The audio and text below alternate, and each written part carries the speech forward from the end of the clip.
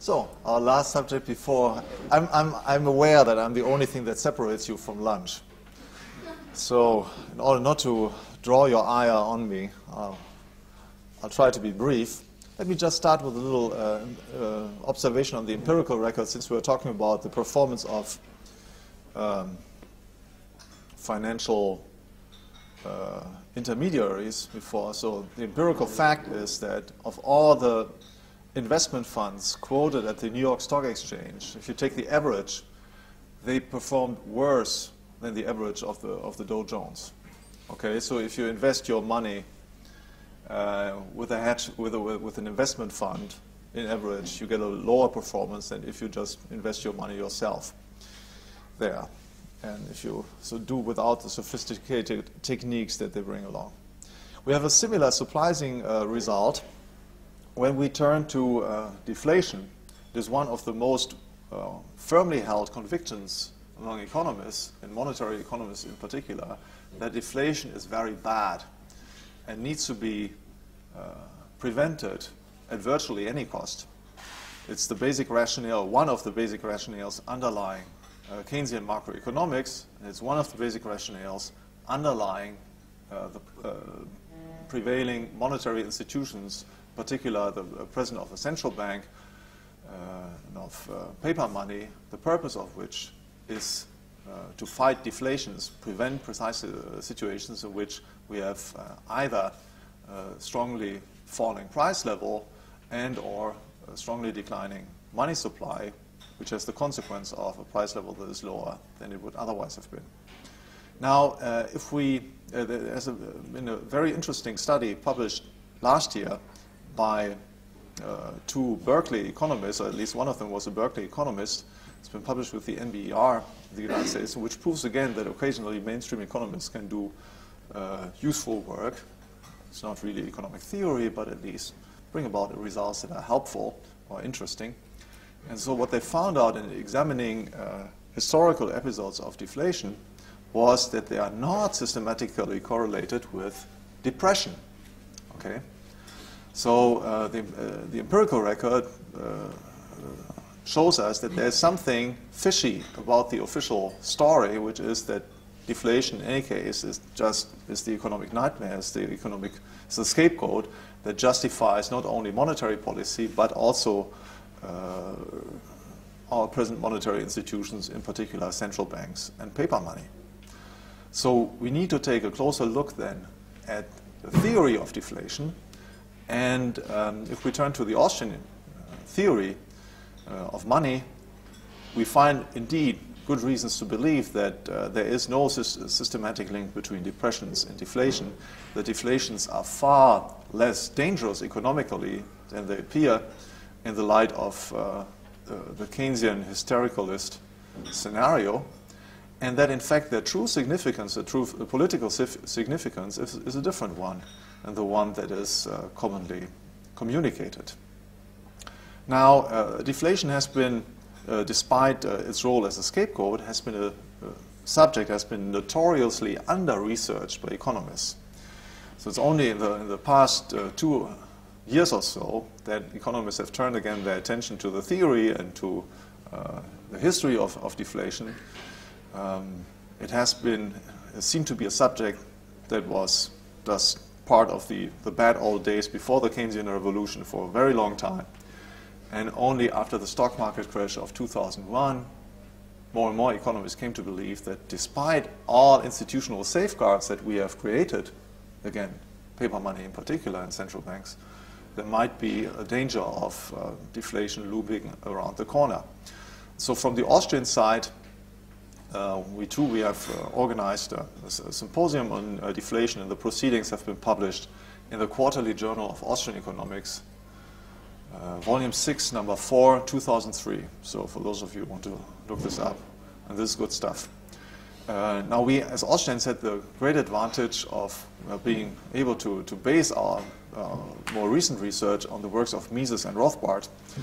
And if it's true that Austrian economics is superior to all other schools of economic thought in general, this holds true in particular when it comes to money. In no other field is the Austrian theory not only so much better, but also leads to radically different conclusions, practical conclusions, than mainstream approaches than in the field of money. So reason enough for us to have a closer look here. And I will start by recalling to your minds what Professor Hoppe had said yesterday in his lecture on money, or then in the lecture on banking, that one of the main propositions of monetary theory, at any rate from the Austrian point of view, is that the quantity of money in itself ultimately does not matter. Okay, that's the fundamental proposition. Whatever the money supply is, any money supply can satisfy the exchange services, or can render the exchange services that any size economy might need. And the reason is that money, the services that we derive from the money supply vary according with its purchasing power. Okay, so that's and the purchasing power itself is not a physical characteristic of the object that serves as money. Right? If I have wonderful monetary object like this one, right? Right. So for this one, I can buy a decent bottle of wine in France right now. Does not mean that somehow physically the ability to buy a bottle of Chinon 2001, of my favorite brands, with this paper ticket, is somehow physically linked up with it. Rather, this can change, right? Prices can change, and so I might be able to buy more or less of this in the future. And this was, in fact, one of the reasons,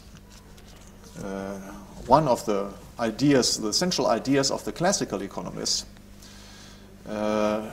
to stress this fact, and here in particular Jean-Baptiste Say, who came up with the following thought experiment that is still useful today and is still widely used, in which we consider two different economies, let's say one economy A and one economy B, and we have exactly the same real structure in both cases. We have the same economy, and let's say, so there's one tomato,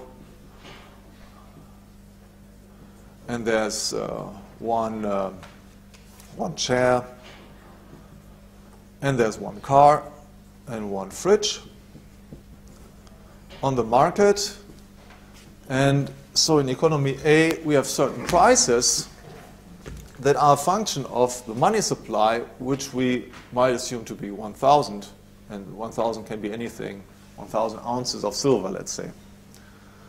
And so the tomato price would be, let's say, 0.5, the chair price would be 10, the car price would be 200, and the fridge price would be 50. Okay. Now we assume, if we contrast to this case an economy B that is exactly equal but only has a different money supply, let's say double of the money supply, then we could argue, okay, the money prices will be exactly double. There are reasons to believe that it will not be exactly double, but we don't have to care about this now. Right? So the point of the whole exercise is just to illustrate that the quantity of money, changing the quantity of money will change the money price. It does not directly affect the supplies of real goods and services. And of course, we can also imagine an economy C, where the money supply will only be half, and then accordingly adjust our prices in this way. Now, let's look at these facts from 2 points of view, one from the point of view of the consumer and then from the point of view of the producer. From the point of view of a consumer, it is clear that in the economy B, which has a higher money supply, his revenue will be higher than in the economy A. Right? He will nominally have a higher revenue. But on the other hand, he has to pay higher prices for consumer goods as well. So his real position, his real revenue will be exactly equal than in the economy A. And inversely, in the economy C, he would have a lower revenue, but he would also have to pay lower prices for consumer goods. So therefore, again, it can be indifferent as to the position. Now let's take the point of view of the entrepreneur. What counts for the entrepreneur is not the absolute level of prices per se, but, as Professor Hoppe has observed yesterday, price spreads. That is, the entrepreneur does not care about, well, let's say he is a chair producer, he does not care about the price for chairs, he cares about the relation between the price of chairs and the prices he has to pay for the factors of production needed to produce chairs. Okay? Now, in the economy where the money supply is double, in economy B, the money supply is double than economy A, he obtains higher prices for chairs, but he also has to pay higher prices for factors of production. So there's no a priori reason to assume that he will make higher profits or lower profits. Right? And the economy C, the same thing. The prices that he obtains for his product are lower, but the prices that he has to pay for all factors of production are lower as well. So again, his revenue or the profit that he derives will not a priori differ from the profits that he would derive in any of the other economies. Now this, ladies and gentlemen, is the reason why the classical economists paid attention in their analysis of the economy only to real factor. They completely neglected the monetary side. Right? Because this simple illustration, right, was sufficient to demonstrate for them that money has no impact on the real economy. In particular, they arrived at the crucially correct insight that by increasing the quantity of money, we cannot improve our overall economic situation. That is, we cannot improve the economic situation of the aggregate. Okay? So here we have the first axiom of monetary economics. The quantity of money per se, or variations of the quantity of money, do not improve nor deteriorate the economic performance of the aggregate. This performance is ultimately determined by real factors. And at the same point, we have here also the central point of disagreement with all the Keynesians. Because the fundamental premise of Keynesian economics is that by modifying the quantity of money, you can improve the economic performance of the aggregate. Right? That is why Keynes stressed in his general theory of employment, interest, and money, right, that it was demarcating his venture from those of the classical economists. Say, well, they were just reasoning in a static framework. I'm interested in the performance and the dynamics. Right? So the question whether we can, by economic policy and here monetary policy in particular, improve the outcome of the aggregate. Okay, so that's the central point. So therefore, the whole debate around this is of central practical importance. Now, the second axiom, two fundamental axioms of monetary economics. The first one I just enunciated.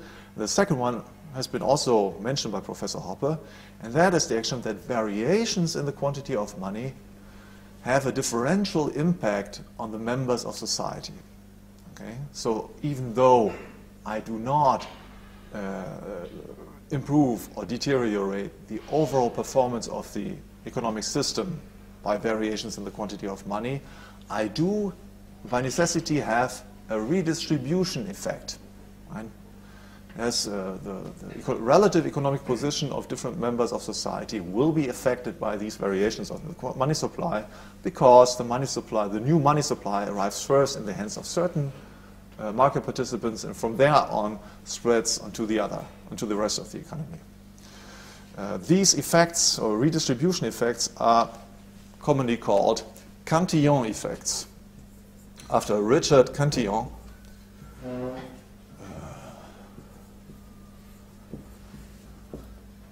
who in the early 18th century wrote a book with the title The Nature of Commerce in General, in which he placed great stress on these effects. Now, Cantillon's message has never been completely forgotten, but the classical economists thought they could ignore this, or thought in any case that it was not very important.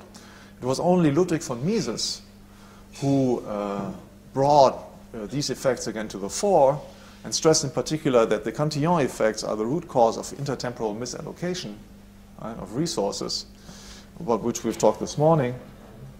and then are also of crucial political significance, right? Because we have a source of conflict between members of society. Who should be the recipient first? As soon as we have a central bank, it is clear that whatever the policy of the central bank is, whatever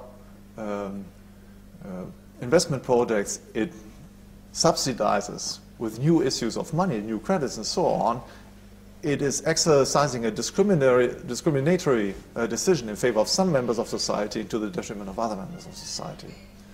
And Mises himself stressed that this was a fundamental problem of all monetary unions based on paper money, because it was to be accepted that there would be a constant redistribution struggle between the different nations or the different groups organized within the monetary union. And in fact, that is something that's a crucial flaw of the present European monetary system, of the European Central Bank and the Euro, that in fact the ECB has the arbitrary power to favor certain groups at the expense of all other citizens. So it has this power, and so necessarily its policies will be substance matter for endless strife. It's something that is not discussed by monetary economists, because they love, of course, central banks and paper money as instruments of the application of their own theories. Okay, so after these general remarks, let me just go through the main cases that exist for deflation, and then show by case for case analysis that why there are good reasons to believe that we don't have to worry overly much about deflation for economic reasons. We can start by first considering deflation in the sense of a decrease of the price level brought about from the real side, that is from the goods side. Right? And then turn to considering the monetary side, the demand for money first and then the supply of money. So we have causes of deflation. Now deflation understood in the today conventional sense, decrease in the price level. There are good reasons to use the word deflation in a more narrow sense, meaning a decrease in the money supply, but we don't have to worry about these definitional things, right? Uses of words and so on, that's not very important. So we have here the first cause is growth. Growth at a constant money supply. Then we have a second cause that is hoarding. A third cause is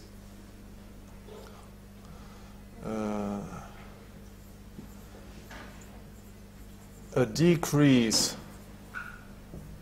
of the money supply, so of MS, as we say. And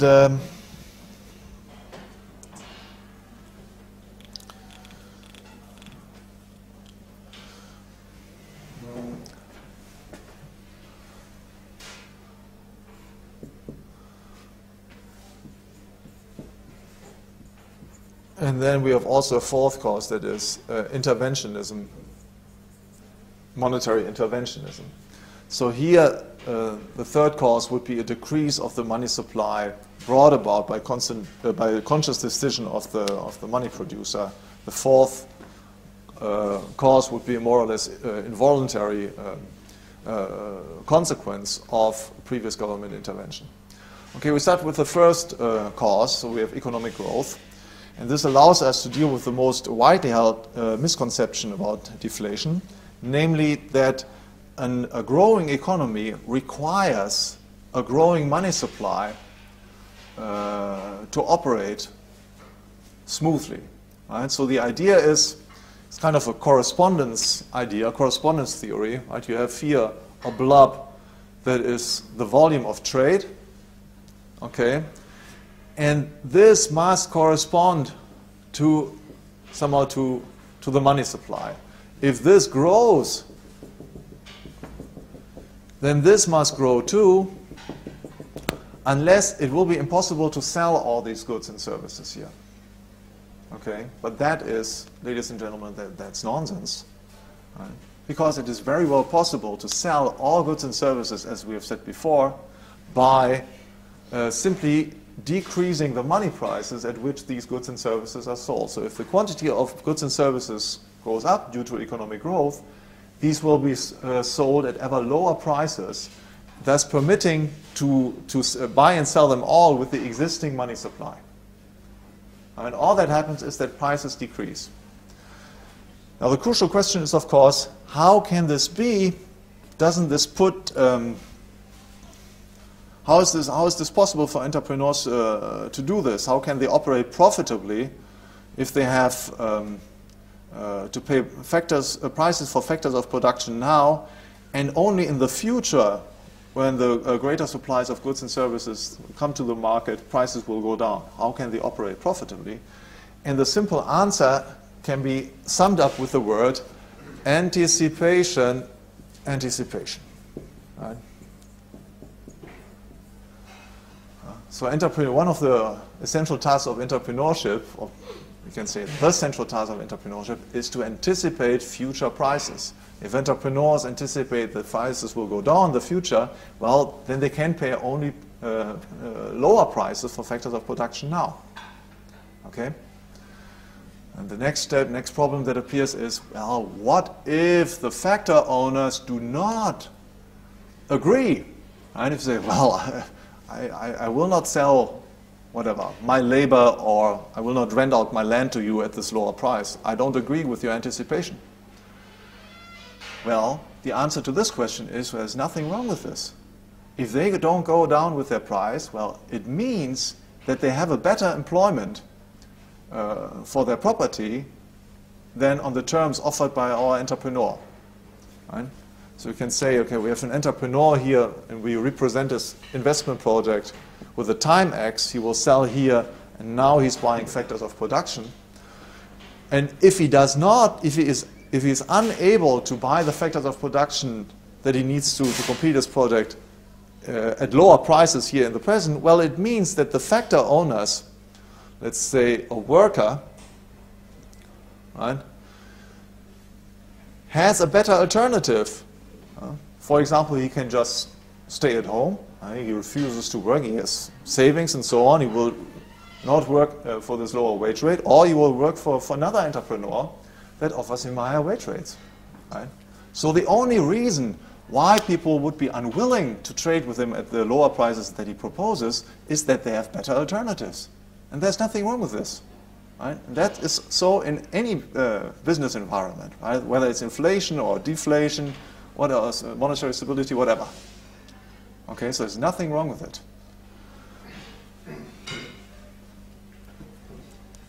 What is clear, however, is if this anticipation is correct, if prices will indeed go down in the future, well, then sooner or later the factor owners, for example the workers, will be unable to find anybody offering them better terms.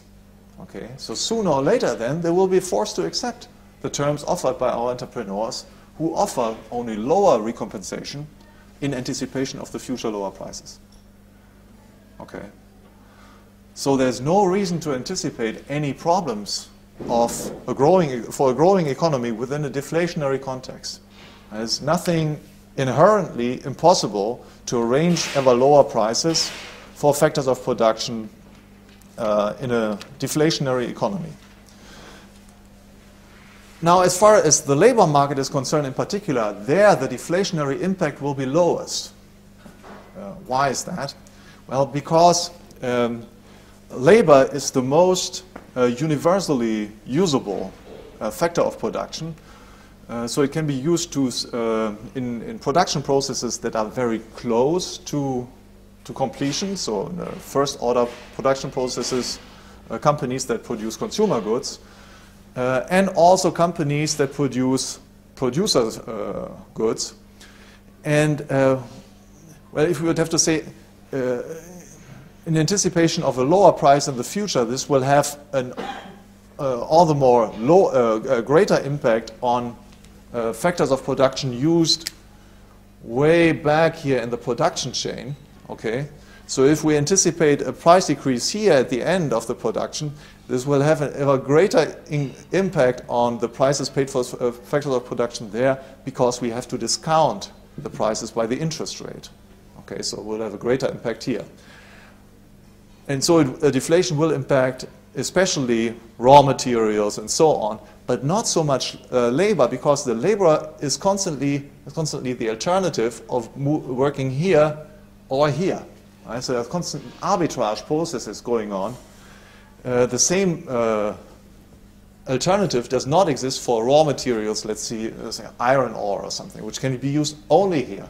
So these raw materials their price will decrease very strongly in a deflationary environment, whereas the price of labor, which is universally usable, will not decrease that much. That is the reason also why real wage rates will increase, right? All other prices will decrease much stronger than the nominal wage rates.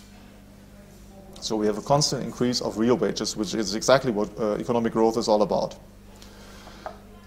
Now that's my main story already, and therefore I will only illustrate that the same reasoning holds true also for all other cases. Most importantly, the case of hoarding. What is hoarding? Hoarding is an increase of the demand for money. Right?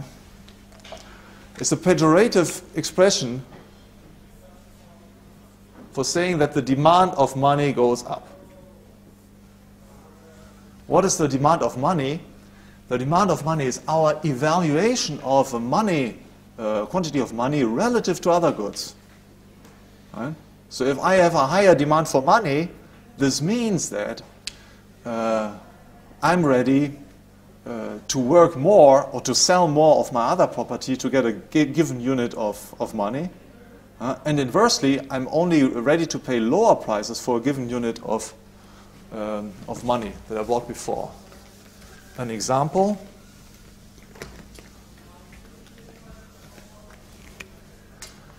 Let's say before my demand of money went up, I bought one tomato for 0.5 ounces of silver, and I worked 1 hour for, let's say, 2 ounces of silver. Okay? Now, if my demand for money goes up, what does this mean? Well, it means that I'm ready to buy tomato only if I get it at a lower price. Right? So, for example, if I pay this price. On the other hand, I'm ready, in order to obtain the same amount of money, I would be ready to work longer. Right? So, for example, I would be ready to buy to work 1.5 hours to get 2 ounces of silver. What does this mean? It shows that the purchasing power of money, by the very fact that my demand for money increases, goes up. Right? Because now I can buy tomato can be bought on the market for 0.4 ounces of silver, and 2 ounces of silver can buy 1.5 hours of work, whereas before they could buy only 2. Right? That is, here again we see that the services rendered by money are self-adjusting to variations in the demand for money. There's no reason to accommodate a change in the demand for money by changes in the money supply. Right? What is just simply changing is the purchasing power of money. We do not have to accommodate the changes in the demand for money with changes in the money supply. We can just leave the money supply what it is. Okay. And very similar considerations also apply if the money supply decreases. Right? There's no reason to believe that entrepreneurs cannot anticipate a decrease in the money supply. If this should ever happen, empirically is a very rare circumstance. Okay, but there's no reason to anticipate or to believe that entrepreneurs should be unable to do this. And they would adjust to such an expectation in exactly the same way as they adjust to secular growth and to increased hoarding. Right? They would simply cut down prices for factors of production, and this could occur quite simply as any other change. I won't talk about the fourth reason, interventionism, because we are here mainly concerned about the technical argument. So what does this leave us with? It leaves us with the notion that deflation per se is not economically more harmful than any other change occurring in the economy. It does not put the entrepreneurs before fundamentally different or more serious problems than any other major change occurring in the economy. Right? And especially if deflation is constant and secular and so on, it's very easy to adjust to it, just to any other business environment. So what is then the main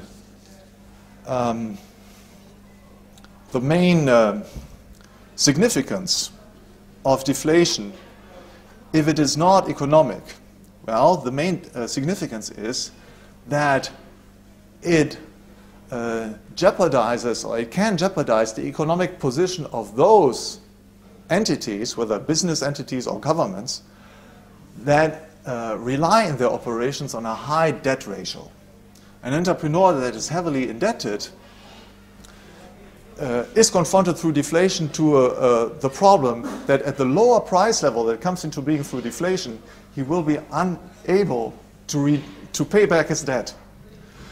Let's say I have a situation A in which the price level is 100 in my index, and in a situation B the price level is 50.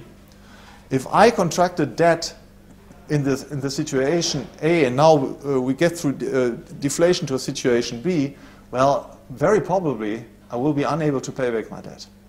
Okay, so deflation is more often than not, I mean there are exceptional scenarios that we can imagine, but more often than not, the death sentence for all entities that are financed primarily through debt and not through equity. Deflation is no problem for entrepreneurs financing their operations through equity. Okay, but it's a problem for all those operating on debt. Now, if you think of it, well, who are these entities operating mainly on debt? Well, particularly, we have to think here of governments, right? And we have to think of the business units that are by and large financed through fractional reserve banks, through bank credit. Right? So this opens up then a completely new perspective on the now political significance of deflation. Right? Namely that deflation is in fact, from a libertarian point of view at any rate, a very desirable outcome because it cuts off the roots under those undesirable elements of society that shouldn't be in the positions of power that they presently have. Right? It's the way the market clears the bad plans, right? Drives them out, and makes free the way for new entrepreneurs, for a new establishment. Right? One effect of inflation, there's a political effect of inflation, is in fact to preserve the existing structure of owners within a society. Right? Inflation is the most important means by which the present economic and thus political establishment stays in power. And if you read very carefully Keynes, you will find that that was in fact one of the driving motivations, one of the main ideas that inspired him to campaign against deflation. Right? Keynes saw very clearly that inflation has this revolutionary impact on society too. He didn't like inflation for this reason. But he saw that deflation has exactly the same impact. Right? It brings about a change in the structure of ownership. There will be a new economical lead, a new establishment that comes into play. Right? So deflation and inflation are then forces by which we have something like a circulation of elites. Circulation of elites. This is an expression has been coined by Vilfredo Pareto, neoclassical economist, a mathematical economist, ladies and gentlemen, but he had a great insight. Right? So there is in a market economy, in a free economy, you have a constant circulation of elites. Right? Those people with the best ideas, the greatest profits, drive out people with inferior ideas or products that is considered by the consumers not as being as important as their products, and so on. What inflation does is to keep the existing establishment for an artificially long time in its present position. And Keynes, convinced as he was that he and his friends were indispensable for the well-functioning of British society, became a great advocate of of the fight for monetary stabilization. And that was what prompted him to say, well, we need to get rid of both deflation and inflation, because both are forces that somehow bring disorder into society. The wrong guys get to the top, right? But we need us. So again, right, so the significance of deflation is not economic. We don't have to worry about deflation making it impossible for an economy to function well. But it has a great political significance in that it is, so to say, the last resort for a free society where the political institutions don't function anymore, right? Wherefore the political institutions don't assure the circulation of elites, and wherefore the institutions such as paper money and central banks, we have no more adequate circulation of elites within the economic sector. There deflation comes into play with a big cut and clears the field. Now it's 1 o'clock, I've achieved my goal, communicate the essential ideas. And well, actually it's 12:59, so we have 1 minute for a question.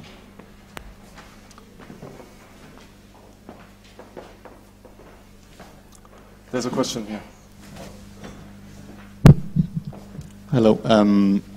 If inflation causes increasing nominal interest rates, you should expect that deflation causes, or perhaps could cause negative interest rates, nominal negative interest rates. If that is the case, how can you then make anyone save at all in banks, since you can gain more purchasing power from having your money outside? Yeah. Well, deflation can never create a negative interest rate, precisely because nobody would lend us money at these terms. So even in the case of deflation, you would observe some nominally positive interest rate, be it ever so small. Right? Otherwise, no deal would be struck. It's very simple. Right? But okay, then again, empirically, we have to say, well, so what? I say, the decrease in the money supply is a very unlikely event. An increase of economic growth, which would just lead to a secular decline of the price level, that is much more likely, but doesn't pose a great problem for interest rates. Right? They would be somewhat lower, might be between 1% or 2%, but would still subsist. Strong deflations, come at very short notice, are very important. Usually happen after periods of inflation of the money supply through banks, fractional reserve banks in particular. But these are rather short periods. So typically we're talking here about periods of 8 months to about 2 years. So that's, if we look at the historical record, that's about the period that we're talking about. And during this period, it might indeed often be impossible that any credit is given at interest and so on. But again, so it only reinforces the position of people operating with equity rather than with debt. So there's no problem there, whatever, right? So from an economic point of view, there's no reason a priori to favor debt finance business rather than equity finance business. Right? We have no means to say, well, that is better than the other one. We'll leave it here. Thank you very much. Good. Bon appétit.